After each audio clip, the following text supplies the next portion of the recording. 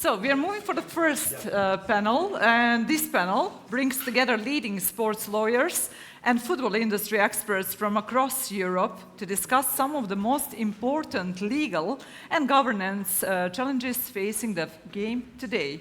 Please welcome to the stage Salvatore Civale, Georgi Gradev, Márton and Gennaro Tedeschi. Thank you. But first of all, I have to ask you, isn't this the most elegant panelist ever? Well, I would say so. So my place is over there. Don't worry. I'm the only one who is not. Actually, I don't need myself here because I have Georgi. You know what I can do with the microphone in my hands? So if you, many people actually know you already, but if you don't mind, I would like briefly just introduce every single of you. Is that fine? So Georgi, they already know who you are, but I will just say shortly. Georgi Gradev is a distinguished Bulgarian sports lawyer specializing in international sports law, football law, a former professional goalkeeper. Wow. He has been practicing sports law since 2006, handling over 600 cases, including key disputes at the court arbitration for the sports, CAS. We've been talking about it right now. Then we have our second speaker, who is Salvatore Civale. Salvatore is attorney at law, named partner at Studio Civale Sports Law Firm, founding member and a president of the Italian Sports Lawyer Association, director of Sports Law and Policy Center, arbitrator of ACA Vienna, author of publication in sports law. Very nice to meet you and to have you here today. Beside him is sitting, already known, just a second, Gennaro Tedeschi.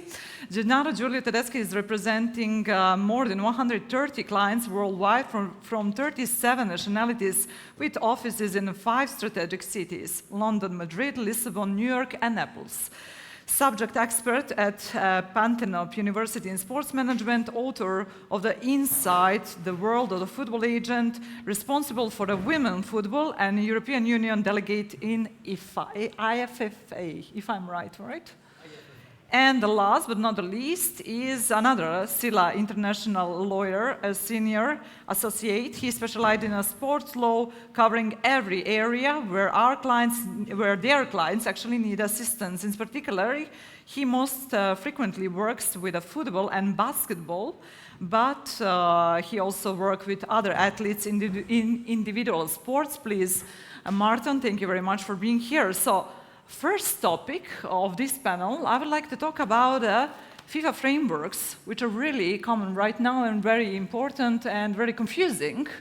So they are also FIFA RSTP rules, actually FIFA regulations for the status and transfer of players. Would you like to say a little bit more about that, every one of you, and maybe there are new changes on that way which will be more easier for our agents to understand what's going on there actually? Nobody can, thank you. Okay. What you don't know probably is that since last night, the new version of the regulations on the status and transfer of players is out. So you can download it today. It has a lot of new rules. Even I could not read all of them, although I have some idea what they provide for initially.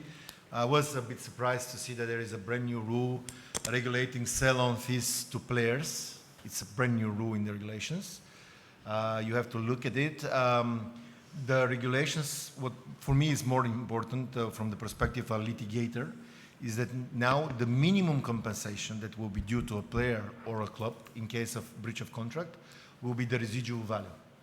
So this probably would trick us as lawyers, and I want to hear the opinion of my colleagues as well on this point, not to include any more liquidated damages clauses in player contracts, because now they are distinguishing between players who are paid on an annual basis up to $150,000 in the equivalent of the relevant currency, and others, which means that if we're going to go and agree on a liquidated damages clause in a contract of a player who is paid less than $150,000 per year, this should be the residual value at the minimum.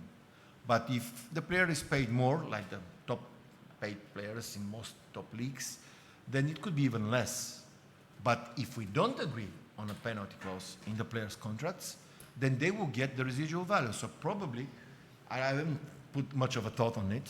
In the future, I would not put any liquidated damages anymore in my client contracts when I'm on the side of the player, because in any case, they will be getting the residual value. And pay attention, mitigation cannot reduce this amount. Mitigation will apply, but not to these amounts. Only if there is any other additional damages claimed, then the mitigation could come into place. This is a little bit tricky. What else I find a little bit tricky on the side of the clubs is that FIFA has significantly reduced the threshold when they want to hold the new club responsible for a breach of contract. For example, you know the rule of joint liability, where the player breaches the contract, the new club is jointly liable with the player. Now, first of all, it introduces a presumption of inducement if the player, after terminating with the former club, signs a new contract with the new club within 45 days of the breach of contract from the termination. So there is a rebuttable presumption, of course, but still it's a presumption. And what is the burden to prove this presumption? It's the lowest possible, the balance of probabilities. This is 51% chance to be as they claim. And this is the balance of probabilities which is applying to FIFA and not to the party which is defending itself. As opposed, the party which is defending, the new club, they need to prove to the comfortable satisfaction of the panel, which is far more greater burden on them, that they did not induce the player to breach in order to avoid sanctioning, in order to avoid joint liability. And this is totally opposite of what we can see in doping cases, where the charging association or organ has the higher burden and the person charged has the lower burden. So this is going to be a nightmare for the new clubs. And again, I think this is going against the player rights. And of course, I want to give the floor to my colleagues. I'm pretty sure they will touch upon some other issues, but I think that this discussion should be focused entirely on the new set of rules, because the old one will be obsolete as of New Year. They will apply until New Year, and then we have this new set of rules. So I think it's very interesting. Salvatore, do you sharing the same opinion on that? Yeah, first of all, I would like to thank the organization for the invitation. You all made me happy today, even if it's a sad day for Italy, since today starts the World Cup. Same for Bulgaria. Same for Bulgaria, Serbia. for Serbia, for many countries. So for sure this will be like a very sad edition of the World Cup without top national teams. And will be remembered more for being day 2 of Deal Down conference for the start of the World Cup. Actually, you are also lucky that, as Georgi said, but also as Roy Vermeer said before, last night the new FIFA RSTP arrived. And so there are all these new provisions which, for sure, Roy has changed its presentation. We have tried to read on the plane or traveling here. And this is 100% the first panel, the first day, the first opportunity to discuss these new rules, which will be operative since 1st January 2027. How the knowledge of the FIFA regulation, so the STP, the agents regulation, the clearinghouse regulation, have an impact on the negotiation of a deal? Well, when I started working in football, it was more than 15 years ago. I was in Dubai, and my president said to me, "Avvocato, make it happen." Make So it happen. there was no difficulties to create. I want the deal done. You have to finish the deal. You're a magician, not a lawyer. Magician, not a lawyer. And I remember it was a first big transfer. At that time, there was still the TPO. So we were paying a transfer fee to the former club plus money to the third parties. in South America. But that's still the case. Still the case, not official, but still the case. At that time was, let's say, official. And we were paying. And then I made a very simple question on a transfer of around 15 millions. Sorry, guys. Which party is going to pay the solidarity contribution? Which on 15 million euros transfer is 750,000 euros. Silence. But silence for 2 minutes. Nobody speaking. Sport director of the club. Even what is solidarity contribution in Dubai? Agents. One for sure was not aware. Another maybe was aware, but he was trying to hiding this topic to not create a problem to the deal, because he wanted to finish the deal, to take the commission and so on. And now I did another deal 10 days ago in Portugal, a big transfer, the record transfer from second division club Italy to Portugal for around 26 million transfer fee. And I have seen a big change. Of course, we are Europe, but I have seen a big change. And I fought to this matter, to this negotiation I had 15 years ago, because I went there just to sign, let's say, for the picture. Even I wanted not to go, but the client said, no, you have to come, you have to come, you have to come. Okay, we did already arrange all the paperwork before traveling, and then I arrived there, and the local club started to raise many points of discussion, and we had not only to find the solution in full respect of the FIFA regulation, the involvement of the agents, and so on and so on.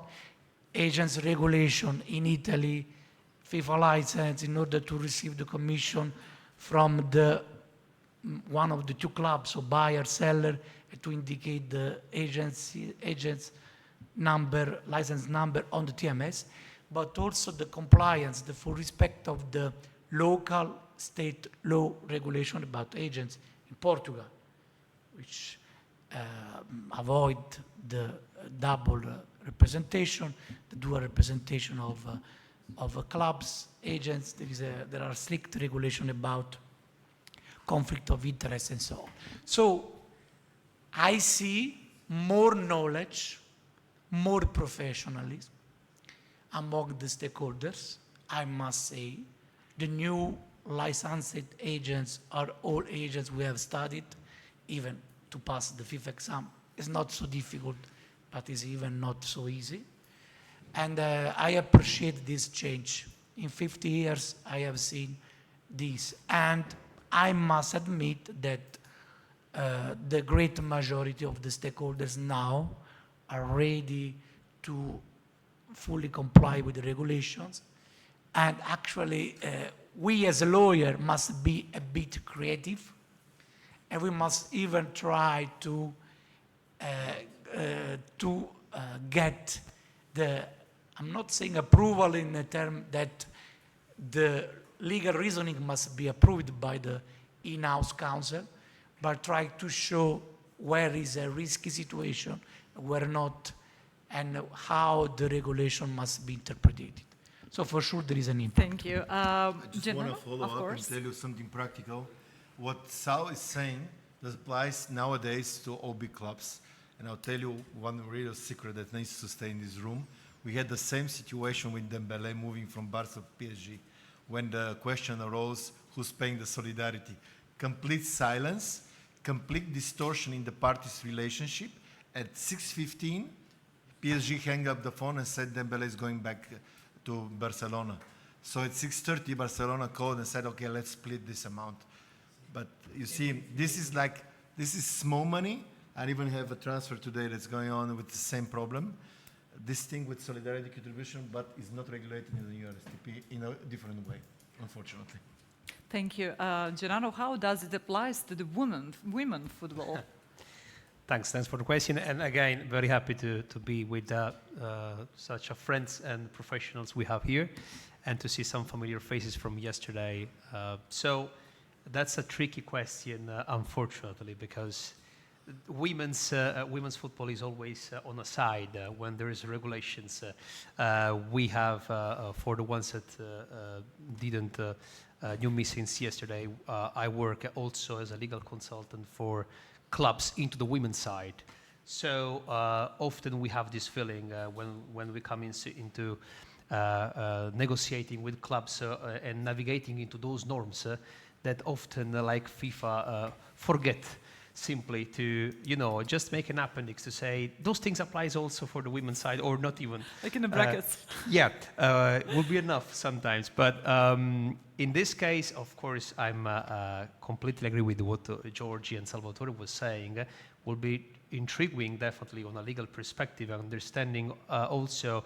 I was thinking on the solidarity contribution that even now women's clubs, the women's sector of clubs often don't even know how to pay. So I can imagine how things will generate these new things. But definitely have an impact. I mean, also in terms of revenues from clubs and understanding who has to pay for what. When it comes to budgeting a club season, women's side are always, of course, receiving the reducing amount of monies. So often the reality I'm bringing in is that even big names of clubs, when we come into deal, we are now trading a player from Barcelona. They are not even ready. They don't want to pay those things. So I'm guessing now having from Fifth Pro, and I'm speaking about Barcelona, women's side. So when it comes to, I'm thinking on when there's a percentage of things that comes to players right now will be tricky. And at the beginning, on a first glance, can be seen as a good thing for players to have some extra income, but it's not at the end of the game, because clubs will find a way to not lose money. So will be, I mean, I have to say, completely frankly, I have only to learn from both of them, because they were just read on that. Yesterday night, I was fully focused on the New York Knicks 4 games, so and I finished sleeping very late. I don't know if you can be happy because this time they made a change to Article 18. Yeah. Applying. And there are new rules on termination of female players. So you should study that and tell us opening more what we can do about it. To be honest with you, we're not very much involved in women football, but with Márton together, we have several female clients, and we even had the chance to make the second biggest transfer of female player in the world for Barbara from Zambia. She moved from China to USA. And now I see there are more protections for female players in the new version of the regulations. So that's also interesting. This time they didn't forget female football. Good to know. Nice, thank you, Gennaro. I would like to include also Márton by the question, does this current regulation protect the young players in a right way in an era where 16, 17 years old are already subjects of multi-million investments? Hey, can you hear me? You should turn it on. Try now. Yeah, okay. Look, I think, again, hi everyone, you saw me earlier. I think that's one of the key pieces missing. Emilio Garcia already 2 years ago at the CAS conference said he would like to change training compensation and transfer of minors. He repeated this in February, particularly saying that he disagrees with the fact that certain players of certain age in South America, for example, can't move as they do in Europe. But we still don't see changes in that respect. And while I can't, or I can, but it would be a long topic to comment on the type of protections afforded to these players, there is obviously certain things that they can do, but there's certain things that FIFA will not be able to do. We have made transfers for young players. I'm currently also dealing with, for example, a 16, 17-year-old player signing in the UK. Now, if you look at the Premier League or the FA regulations, they're as complex as a Rubik's Cube for my 6-7-month son. You know, it's what the heck is this? What do I do with it? Because it's so complicated, but it's all designed to protect them. Now, this level of complication would be impossible at the international level. But they are working on it, I assume, given that it's been a 2-year topic that's been brought up at conferences by their head of legal. And of course, there are mechanisms that they have to put into place. And this is not just about the transfers, but about who's involved on their side. Because often what we see is that these players, most of them just want to play. And then what really starts to affect this, especially what I experience, are the families and the agents for two reasons. One, agents will have FOMO, meaning fear of missing out. They'll want to be involved, they want to catch the player, they want to do everything they can to maximize their efforts.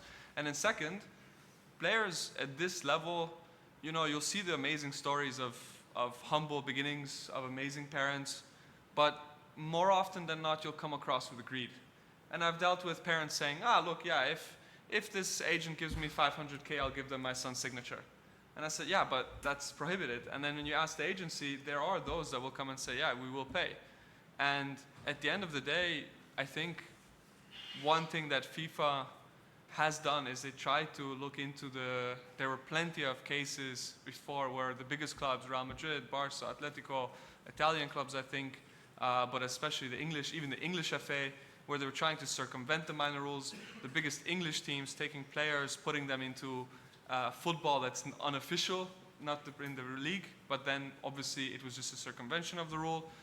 But they just have to be as active as they can.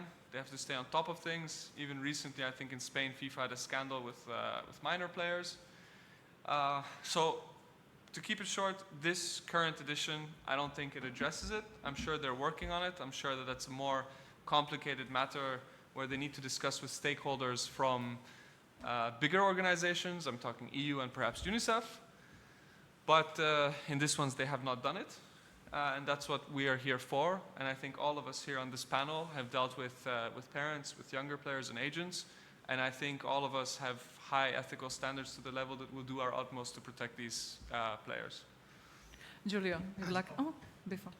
Excuse me. Yeah, if I can add something on, I completely agree with what you were saying.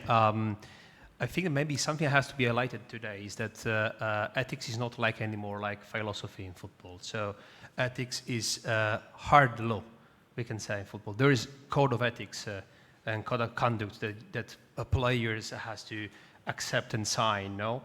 And those things, of course, generates duties and rules to be respected.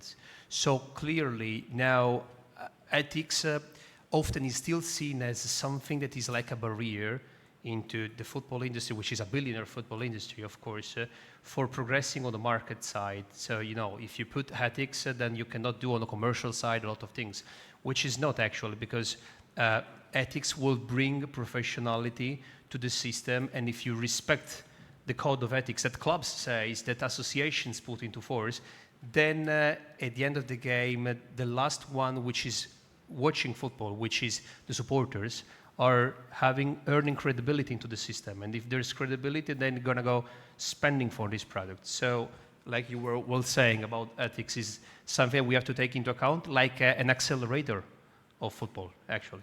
No, thank you. What about? Yeah, I'd like to add that I'm very happy that FIFA is complicating the rules, so there is more job for us. So you cannot survive in business without us anymore, guys. So here we are, pick one.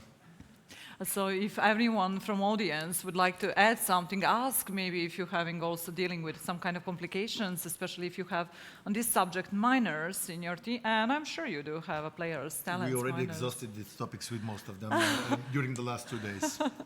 Okay, so the next subject which I would like to touch in this way is FIFA agent regulations.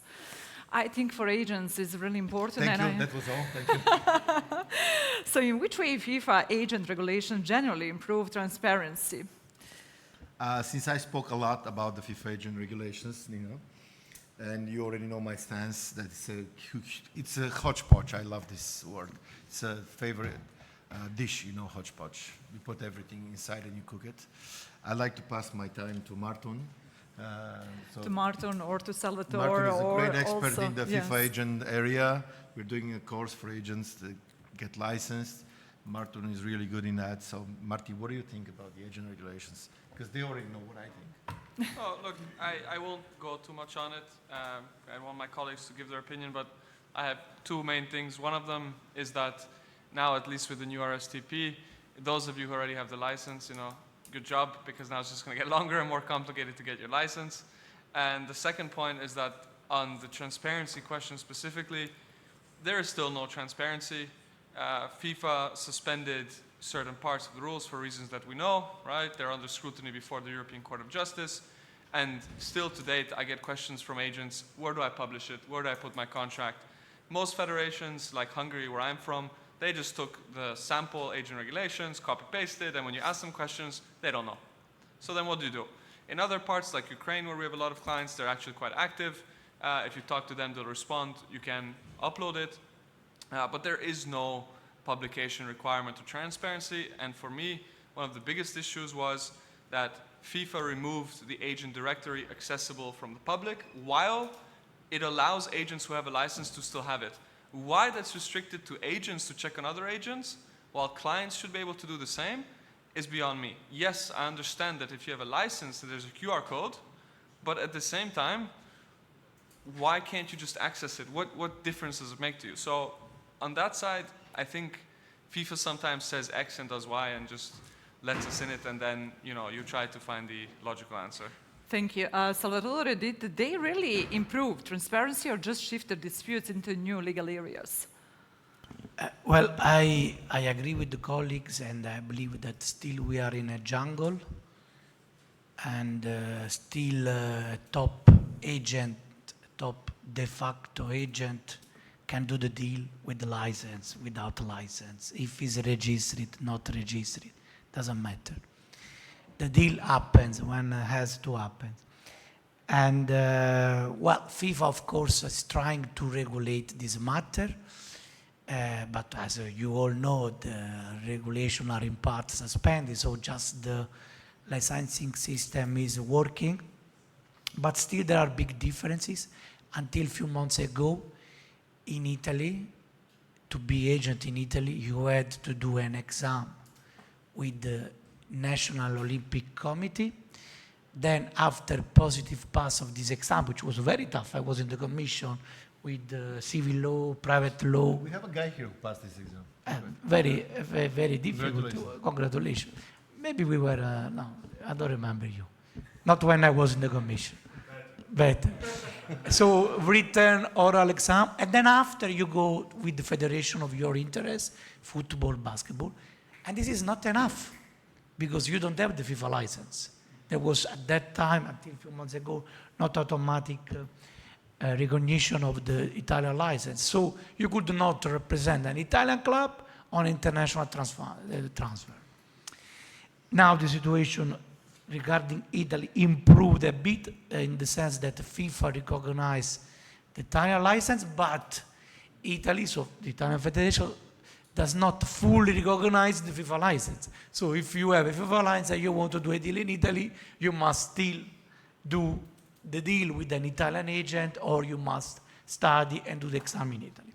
And this changed a lot because actually football negotiation involve stakeholders worldwide, and you have to do a deal, and then at a certain moment you are finishing the deal, finalizing the deal in UK, in Italy, and something that FIFA, in my view, had the task to get it done. I mean, the possibility for the licensed agents to work worldwide is still not achieved. And then from this, there are a lot of complications because if in order to complete the transfer, to represent the party in a certain country, you have to follow certain administrative steps and registration and so on. Therefore, also the credit safeguarding, so the safe interest of the agent to have his credit guaranteed in a certain way meet several difficulties on the forum to approach in case of dispute. I had a nightmare in England with the case under Rule K of arbitration. I was representing a player, not an agent, and still there are, in my view, no clear steps taken by FIFA in order also to give substance also to this regulation on the merit. Where do you take your disputes in Italy? Can you tell us? Depending on a case by case basis, if the agent is Italian and the player is Italian, I prefer to add the jurisdiction of the civil court. Civil. If I'm going to sign a mandate to sell between an agent and an Italian club, I prefer CAS. If is again a mandate, a contract of representation linked to an employment contract between an Italian club, so it's the club which pay, but it's linked to the employment contract, still I prefer to have the civil court. On sale, on transfer, international dimension, CAS. So depending, we do an evaluation on a case by case. Now I did the transfer. The domestic arbitration? Domestic arbitration we have, but I don't like it. So we go for the civil court, where you can get an injunction of payment. So it's an easy step. Now I did this week to transfer to Genoa, and actually there were several documents, and we have adopted different approach, different forums. And unfortunately, in Italy, again, despite we don't qualify to the World Cup, we have many supporters also in the tribunal. And the club always wants to have the jurisdiction of the local tribunal. So when you are in Torino, in Juventus, they want Torino. When you are in Napoli, they want Napoli tribunal. And even to move from Napoli to Rome or to Milan, it's a big challenge for a lawyer. But I must admit that despite there is, of course, no specific section, Milan tribunal is getting a certain experience. So for those of you who one day may do a deal in Italy, if by evaluation all the specific circumstances of the cases, you want to elect the jurisdiction of the civil tribunal, I suggest you to indicate Milano. Thank you. What about you, Gennaro? Yes, What do you think? yes. I just wanted to add something on what Georgi and Salvatore and Márton was saying. I think going, a step back on everything we were disclosing about football agents regulation, I think we have here a regulatory problem. Why? Generally, the regulations of football agents are coming from FIFA. Which is FIFA? FIFA is a private entity from Switzerland. So basically, it's hard to understand that a private entity from Switzerland has the power to legitimate and to regulate football internally in different countries. This was given for granted for years, for decades. What Italy and before France did on football agents was trying to restore centrality of their own internal regulations. Italy, in this case, we went on the parliament to authorize a rule on football agents and to qualify ourselves as professionals, football agents. That means that in the pyramid of the fonts of law, of course, the Italian parliament is above FIFA. So when those things comes into force, then there's conflicts, because the reality of the market today will not permit us in Italy, like in France, like in other countries that are trying to adopt their own internal system for regulating football agents, to realistically make deals only for local players, because it's a worldwide market. If you see every club we support, Salvatore, I know he supports Napoli, I'm supporting Inter of Milan, but both of our clubs are filled with international players. So You're a minority here. I know. I also support Napoli. I know. But we won the league this year, which is important to state. No, the thing is, it's very hard to find reasonable what FIFA wants to do, because especially just to summarize, that's where we are right now on FIFA football agents regulations. We are actually with a lot of article pendings on the European Court of Justice, and we are there because is not anymore a FIFA topic or a sports topic related. It came into the labor market of the European Union when it comes to the European Court of Justice. So European Union say that probably will say, we hopefully say for all of us, that limiting the commission, putting a commission cap is against the labor market of European law. No? And even, for example, I can add, it's just a thought, putting a 2 years duration of an agreement, a mandate between a player and an agent, is maybe limiting ourselves as well, the freedom of a labor market into the European system. So that's why FIFA came and say, if Europe, which is a big continent, very influential for football, will decide differently from our FIFA regulation, that's why they woke up and say, okay, let's maybe suspend some rules on that, because then it will influence in a way or in another that can have a positive influence for Europe if European Court of Justice suspend and eliminate, FIFA decide to eliminate those rules. So they have to create an harmony in FIFA, creating a unique regulations that will take into account those new provisions coming from European labor market. All right, thank you. Márton, we already mentioned Court of Justice, CAS. Do you still do you think does they striking the right balance between contractual stability and safeguarding players' rights? Actually, we see a lot of misalignment in these justices and courts and so on. Does CAS actually saving the agents and the players' rights in this way? Well, I'll be short because I think Georgi and I discussed this for a long You have to be fair, not short. You have to tell exactly what you think, because I know you think. No, look, I've been recently quite critical of CAS for one reason, that is because in my shorter experience than my colleagues, I came into a field where I expected more certainty and I expected reliability, and this has started to sort of drop.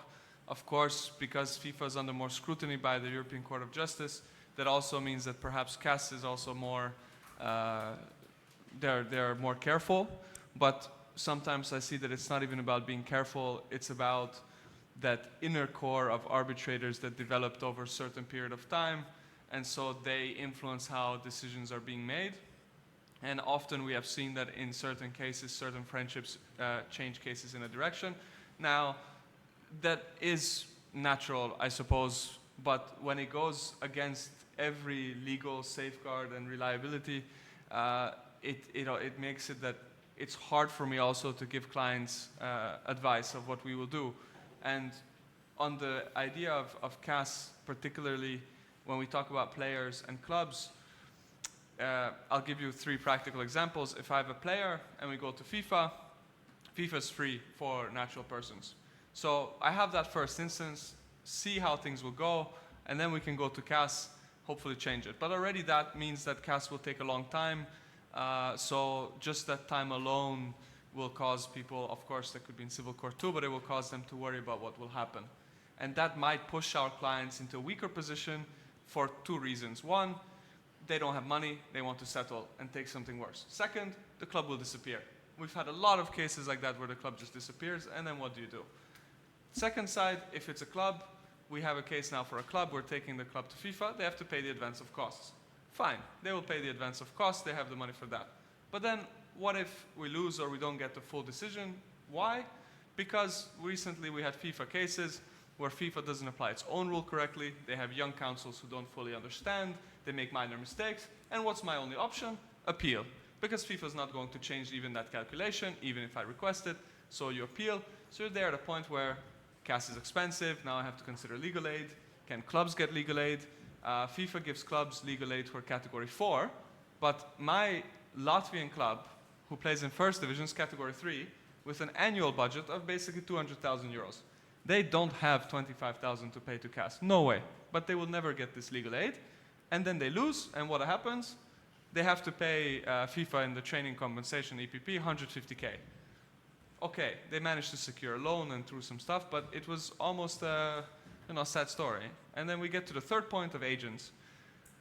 My clients, and I think Salvatore said a great thing here of what courts do we prefer. And I'll give you an example from Hungary. Most Hungarian agents who work in Hungary, civil court, could be fine. But you have to be careful with how you're dealing with the contract. But if they do an international deal, we would also might say, well, let's do CAS because other people will be involved and things can happen. But then that agent might not have money for CAS. So maybe CAS there is just to scare the others off, but we may never actually get there. And if we do, can we actually get legal aid for them? How's that analyzed? And then finally, we have the point that a lot of domestic systems, the more and more I'm dealing with, and now with FIFA has this national dispute resolution recognition principles. So in Hungary, what the federation did is they copy-pasted the model rules, and where FIFA said you go to FIFA or CAS, whatever, they just put the national arbitration that's organized by the National Olympic Committee. And the first case that went there, a colleague of mine proudly said, great, I have a place to go, this will be fantastic. They came back and said, no jurisdiction. And we said, what? It's in the rules. So the two just never talked, they never thought this through, so no jurisdiction. Yeah, go for it. I would Salvatore. just add one point which Georgi is also news of yesterday about the signature of this memorandum of understanding between FIFA and FIFPro about the enforcement of the decision.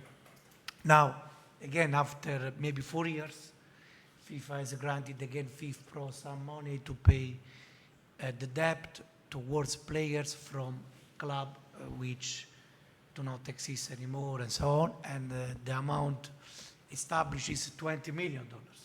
So it's a big amount. I have 3-4 decisions waiting for this, and finally now are there. So of course this for players, so for clubs which own money, coaches also who own money from not existing clubs, this is not practicable, but it's good to know for agents that if you have a player who played in a team which does not exist anymore, there is a chance to get paid. However, you have had to start a case in FIFA before the cancellation of the club.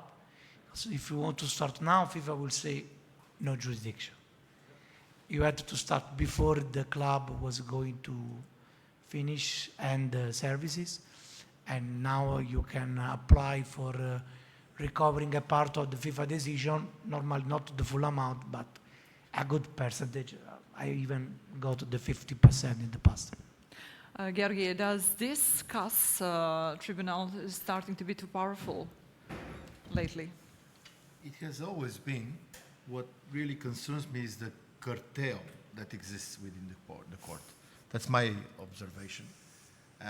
But even if we are very negative towards CAS and criticizing the way they work, for agents, because most of you guys here are agents, scouts, this is the only option right now because the FIFA agent regulations closed the door for the agent chamber in FIFA. So you have no other option. You have to work with CAS. What I can say is about the power of CAS is that if you have money and you can go with a panel of 3 arbitrators, it's much better for you because at least there will be a deliberation, there will be conflict of opinions, and maybe you will get a fair result. When you have one sole arbitrator, just to reduce the costs, because let me be practical.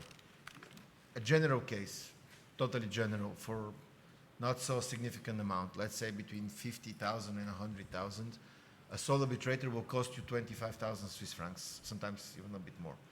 A 3 arbitrator panel will go to 35 up to 40,000. We now have a case where an agent is suing a player for a bit more than 100,000 euro, and they have a panel of 3, and they have to pay 55,000 Swiss francs, which is 62,000 euros, to be more precise. So this is a really expensive exercise if you want to go against the client, but they have better chances of success than going with a sole arbitrator. Because what I see, CAS has this so-called closed list, which they are now enlarging with new arbitrators. Roughly they have, let's say, 480 to 500 arbitrators, but the business goes with a small number of 20 to 30 arbitrators that are well known, and the 2 most appointed arbitrators in CAS now get between 49 and 51 cases per year. Can you imagine? And they make roughly a million only on working with CAS. Some of them are having boutique firms that are dealing only as CAS arbitrators, which means they entirely depend on their nominations. So they want to get close with people like Salvatore and me, maybe Gennaro, Márton, because we are the main suppliers of CAS. We are the one who provide their work. And they want to be friends with us. Obviously, they want to rule for one or another, depending on their contacts. So this is now looks more like a cartel in sports law. And what I really find strange, and I know that someone will not agree with me, is that there is no equal representation in CAS. If you look at the CAS arbitrator list, you have 3 arbitrators from Belarus. And generally, I'm just giving this as an example, it's not specific. Generally, there are no arbitrations going on from Belarus, besides one case some years ago regarding sporting just cause. But there is 0 arbitrators from Russia. And there are so many disputes coming from Russia, and they don't accept applications for Russian arbitrators. At the same time, I know some arbitrators from UK and France, which are completely independent, impartial, and they are not known in the world of football and in the world of sports even, but they're very good and very renowned arbitrators in the world of commercial business, commercial arbitration. They do really cases for millions. And when they come to CAS with their independent opinion, some of the leaders of the court start telling parties and lawyers to the parties, don't nominate this guy, he's not listening. So they're not obeying. So this is what concerns me in CAS. This is what should concern you as well, because most of you would choose to go with a sole arbitrator, and that's a really risky business. Sometimes, as Márton correctly said, you see the obvious thing, you want the law to be applied in strict manner, but then they have this twisted sense of fairness, which is not the applicable standard in CAS normally. So CAS is a risky business, but again, you have no other option. Okay, if you're in Italy, you can call Sal, he can take you to civil court, and you obviously will win. For Italians. Yeah, all right, for Italians. But you still need to have someone like Angelos Zavulakis here from Greece, or Sal, or Before we're going to proceed with our discussion, I would like to address the audience. Do you have any kind of examples of the questions? Did you ever had any kind of conflict would you like to expose here with our lawyers? No, you're lucky. I can ask you one question. Yes, can we pass the microphone, please? I have a question. Do you want to pay lawyers for their business? No, but it's a chance not to pay you. That's This is the chance, yeah. You want to ask if I do pro bono? Yes, I do. No. I know you do. I've been with you for 2 days straight. I saw the new regulations that got out today and yesterday for the new rules. They say that every club has to have an exit clause for the player, but this starts in January. No, they don't say that. You can, not must. You can, but an exit, an exit clause helps us as agents to put pressure on the clubs. When the club wants to stop the deal only because of an exit clause, what is your opinion for this? Well, first of all, you have to distinguish between the so-called exit clauses, which are 2 types, buyout and release clauses. This is not exactly regulated in the FIFA regulations. Buyout clause is when a player is buying his contract out. He has a fixed fee, paying this fee within a certain period of time, he can buy this contract and get out, and there is no breach of contract. Release clause is normally a code in UK, clauses where another club can come and pay the fee to take the player out from their club. Again, there is no breach of contract. It's perfectly permissible, and it's also regulated under Swiss law. There's a specific rule which says that a party can withdraw from a contract against a fixed fee. That's not what the FIFA regulations actually regulate. Article 17 of FIFA regulations regulate a different type. It's the penalties. That's what we spoke with you a moment ago, liquidated damages and penalties. And this is a dangerous business because these clauses apply only when you're in breach of your contract.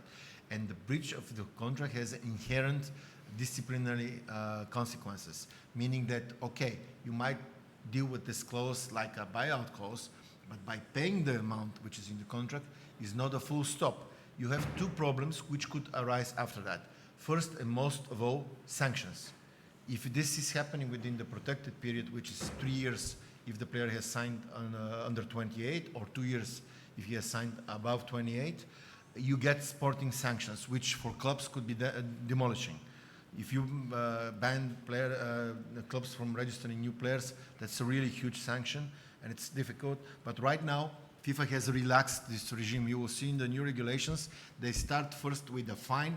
There's a grading of measures. First with a fine, then another 1 year ban, then one registration period ban, then 2 registration period bans. But this is only when the player breaches the contract without being induced by a new club. But if you're the new club and you tell the player, pay these liquidated damages and come to me, that's a huge risk because you're going to get 2 registration periods banned. That's the first. And second, don't forget, in law, liquidated damages is not a full stop. That's not the only damage you have to pay. If I have damages in excess of what we have agreed in the contract, I can still claim those in addition to the liquidated damages. This is sometimes we need to remind FIFA about that because they forget, but CAS doesn't. So this is a very risky business, and that's why you need a lawyer when you want to invoke such a clause. The lawyer will tell you, is this a buyout, meaning this is a right, so there is no risk, or it's a penalty clause, liquidated damages clause, and there is a huge risk.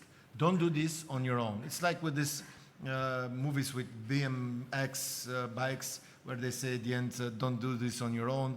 These guys are professionals. That's exactly what we are. Thank you, man. I will pay you later. Anyone I'll else send you the maybe would bill. like to add something on this subject? Then we are proceeding a little bit more with a third-part ownership. I would like to ask you, Salvatore, about this subject. Also, I would like to ask you, what are the most common of abuse also of the international transfer system, and is FIFA mechanism strong enough to address them? Tell us a little bit more about it. Well, as said, actually, from many years ago, where this TPO participation was very common, especially in South America and some other countries, now there is a change. The clubs are more paying attention to this limit, but still with side agreements signed by agents, sponsorship agreements, image rights agreements, cooperation agreements. There are plenty ways to avoid, to circumvent the FIFA provision on this. And therefore also on the TMS, you don't have the reality of the transfer. You have the public image of the transfer, but not the reality. There was a case, I was involved, and then from that transfer, many other cases, even before criminal courts in Belgium, where in order to avoid a sell-on, the impact of a sell-on, which was the 40% in favor of the previous club of the player, the Belgian club signed with the new club of the player in Qatar 2 agreements. One transfer agreement, which was on TMS, and on that amount was calculated the training, the solidarity contribution, and so on. All the, let's say, data were inserted in the FIFA report. And then there was a side agreement, a cooperation agreement for a cooperation which never happened between the 2 clubs for the double of the amount of the transfer agreement. And actually, this case was discovered because the value of the player was very important, and the former club said how it comes that you sold the player for such a small amount, and so on and so on. So this happened a few years ago, and well after the new regulation on FIFA, and is just another example that at any time parties can reach a separate agreement, side agreement, and for FIFA is very difficult to get the full picture. Of course, more regulation. In Europe now there are more control, but still in certain countries it's possible to do it. The way, of course, I see for the future is that the situation is improving if we rightly consider this phenomenon as a bad doing, wrongdoing from the stakeholders, but still it exists. Thank you. Gennaro, would you like to add something? Yes, of course I agree. I totally agree with what Salvatore was saying. A third-party ownership, the TPO, actually I mean, since 2015, no, when FIFA banned, formally banned those TPOs, of course, with the provision of those two articles, the 18 bis and 18 ter of those two provisions against the TPOs. Clearly, the phenomenon, like Salvatore was explaining us, is still something realistic. Why? Because it's very hard to take into account all the third parties, all the external parties, because actually also agencies can be a third party, also an investment fund can be a third party. So it's harder to collect all the interests that often are collapsing against each other, those interests. That's why at the end of the game is a problem of creating a fair competition, because the third party, I can have an interest to bring a player in the club, but at the same time, part of my ownership or my sports rights wants to sell me to another club, or to solve some financial issues of my club, or because of the other agreements they have. So it's a phenomenon which is, I have to say, FIFA and both of you all guys can confirm, is trying to put the lights on, but to me it's hard, it's complicated, you know, because it's various, and it's not finishing and limiting on agencies and... Yeah, and in any case, beside the side agreements, still the former TPO are buying clubs, are maneuvering clubs, are taking control of the clubs, so the influence is made in this way by transferring players to certain academies and then moving the players to other clubs and taking control of the middle clubs and so on. So, in short, of course, FIFA is doing what believes fair for the game, but it's not so easy to contrast this, and there are plenty ways to make payments, to make that at the end was supposed to be paid is paid in the end, and normally are the party who invests on the players, who put money on the family and so on. And sometimes also agents like you used to do this front office towards the clubs, and then after the funds are shared on a secondary level to other companies and so on. Thank you very much. And just to comment approaching on you, Salvatore, and also I think that we can see a linked problem with the multi-club ownership. It's basically almost the same thing. You see that FIFA now, UEFA is trying to limiting or banning from European competitions. I mean, speaking also from the female perspective, now there is existing still a famous fund, Mercury 13, from the US, which is actually the owner of Como Women in Italy, for example. And they are putting a ban. They confirmed last week the idea that clubs that has multi-club ownership cannot participate in European competition because of that, what Salvatore was saying, you know, exchanging players on maybe unfair fares or fees. Thank you. And I would like to give just a final word to Márton. Márton, would you like to conclude finally? Would you like to conclude something to give an advice as a lawyer? Yes, and being the youngest one and getting the final word, I think it's a huge honor. So guys, I'm sorry I got this. But I hope that they all agree that I think if there's a piece of advice, which I think also from our presentation came, is that your biggest enemy is yourself. Whether you're a club, whether you're an agent. And a practical example to give to that is about a year ago, a Latvian agent says, hey, I signed with this player, went with someone else, whatever. I said, oh, great, you know, you're using our contract template. Just send it to me so I have the signed version. Sends it to me, 90% changed. For what reason? I have no idea. He never asked. He just changed things the way he felt that it needed to be changed. So there was nothing absolutely that we could do. Come to like 2 days ago, similar situation, agent from Hungary, and he says again, we use your template, you know, confidently. And I'm already thinking, oh God, oh God, oh God. Sends it, I read it, it's exactly as we wrote it. So I told him, good job, pat yourself on the back. The fact that you listened meant that now, with this problem that we could predict, we can actually go. And everything that Georgi described in that presentation was part of it. And that's why I'm saying that your biggest enemy, and that's with club clients that we have, with others, with players too, is going to be themselves. So just try, if you can, to ask.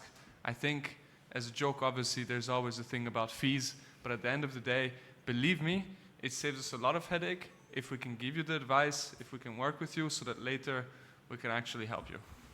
Thank you. Do we have questions for our panelists? If no, I would like to close this nice panel discussion, very educational, and just to say one more time, thank you to Salvatore Civale. He's a partner at Studio Civale Sports Law Firm.